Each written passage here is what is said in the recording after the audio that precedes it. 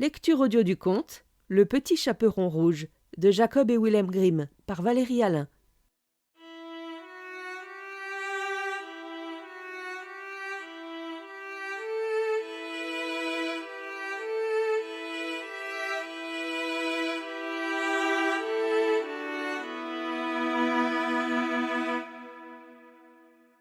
Il était une fois une petite demoiselle jolie et mignonne que tous aimaient aussitôt qu'ils la voyaient.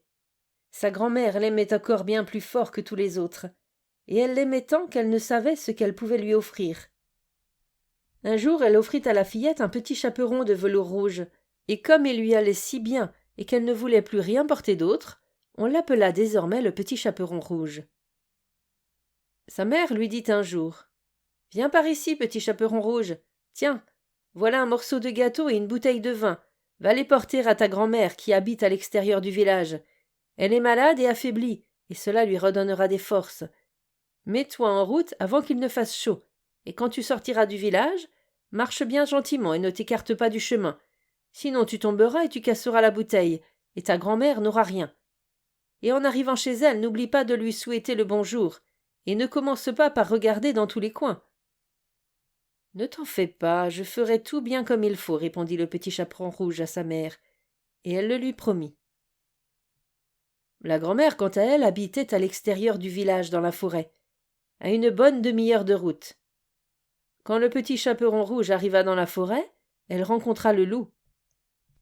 Mais le petit chaperon rouge ne savait pas à quel point cet animal était méchant, et ne se méfia pas de lui. « Bonjour, petit chaperon rouge, » dit le loup.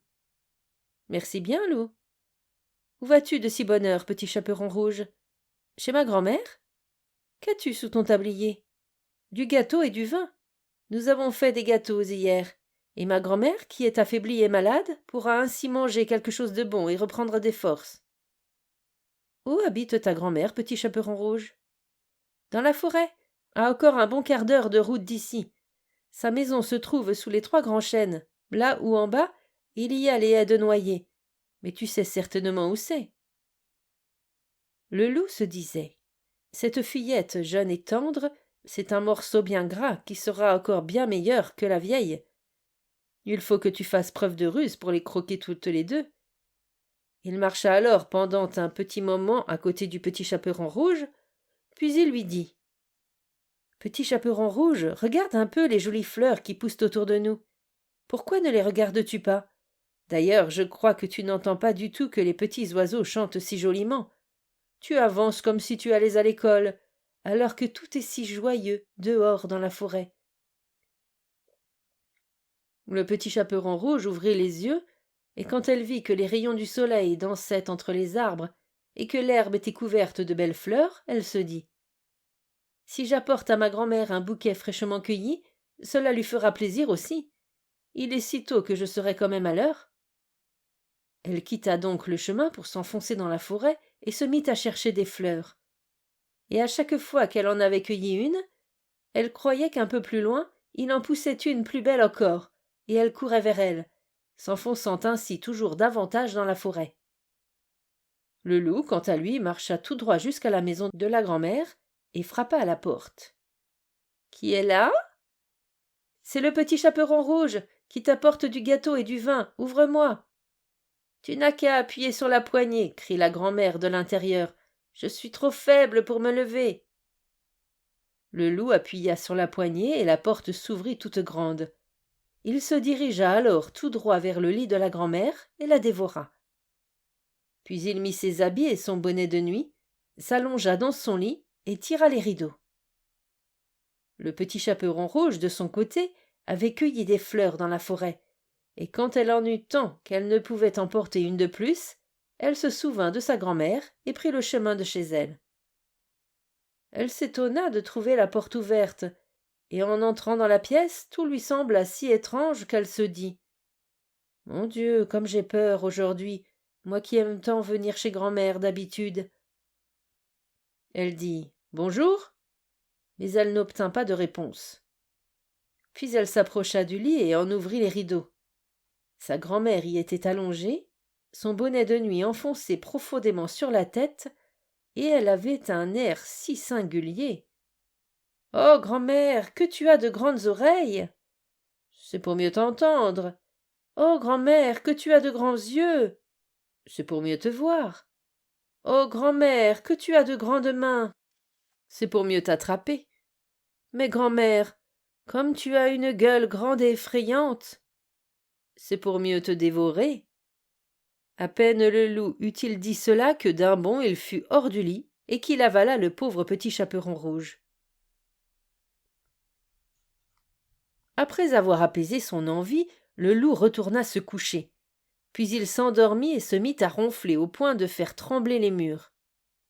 Le chasseur passait justement près de la maison et il se dit « Comme la vieille dame ronfle fort, il faut que tu ailles voir si tout va bien. » Il entra dans la pièce, et quand il s'approcha du lit, il vit que c'était le loup qui y était allongé. « C'est ici que je te trouve, vieux pêcheur. Voilà longtemps que je te cherche, dit-il. Il s'apprêtait à mettre son fusil en joue, quand il se dit que le loup pouvait bien avoir mangé la grand-mère, et qu'on pouvait peut-être encore sauver celle-ci. Au lieu de tirer, il prit une paire de ciseaux et entreprit d'ouvrir le ventre du loup. Quand il eut donné quelques coups de ciseaux, il aperçut le rouge du petit chaperon, et quelques autres coups de ciseaux plus tard, la fillette sauta hors du ventre du loup en s'écriant « Ah, comme j'ai eu peur! Il faisait si noir dans le ventre du loup !» Puis la vieille grand-mère sortit à son tour, vivante elle aussi, mais respirant à grand-peine. Quant au petit chaperon rouge, elle courut chercher de grosses pierres avec lesquelles ils remplirent le ventre du loup. Quand celui-ci se réveilla, il voulut se sauver en courant, mais les pierres étaient si lourdes qu'il s'écroula aussitôt et se tua en tombant. Ils se réjouirent alors tous les trois. Le chasseur dépeça le loup et rentra chez lui avec la peau. La grand-mère mangea le gâteau et but le vin que le petit chaperon rouge avait apporté, et reprit des forces. Quant au petit chaperon rouge, elle se disait « Tu ne t'écarteras plus jamais toute seule du chemin, et tu n'iras plus dans la forêt si ta mère te l'a interdit. » On raconte aussi qu'un jour où le petit chaperon rouge devait de nouveau porter du gâteau à sa grand-mère, un autre loup lui adressa la parole et voulut la détourner du chemin. Mais le petit chaperon rouge était sur ses gardes. Elle ne s'écarta pas de son chemin et dit à sa grand-mère qu'elle avait rencontré le loup qui lui avait souhaité le bonjour, mais qu'il l'avait regardé d'un air très méchant. « Si je ne l'avais pas rencontré sur la grande route, il m'aurait dévoré. »« Viens, dit la grand-mère, nous allons fermer la porte à clé pour qu'il ne puisse pas entrer. » Peu de temps après, le loup frappa à la porte et dit « Grand-mère, ouvre-moi, je suis le petit chaperon rouge, je t'apporte du gâteau. » Mais elles ne lui répondirent pas et n'ouvrirent pas la porte. La bête grise se mit alors à tourner autour de la maison et sauta finalement sur le toit afin d'attendre que le petit chaperon rouge rentre chez elle le soir pour la suivre et la dévorer dans l'obscurité. Mais la grand-mère avait compris ce qu'il avait derrière la tête. Il y avait devant la maison une grande cuve de pierre.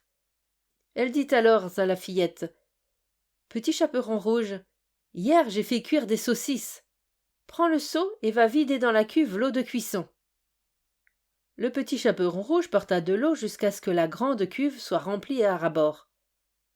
L'odeur des saucisses monta alors jusqu'au nez du loup, et celui-ci se mit à renifler et à regarder en bas et, finalement, il allongea tellement son cou qu'il ne put plus se tenir et se mit à glisser.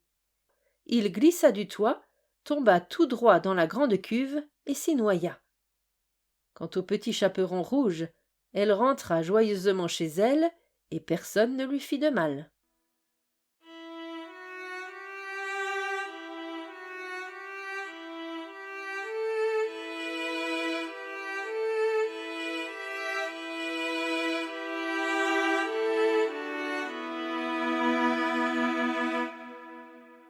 Fin de la lecture du conte Le petit chaperon rouge.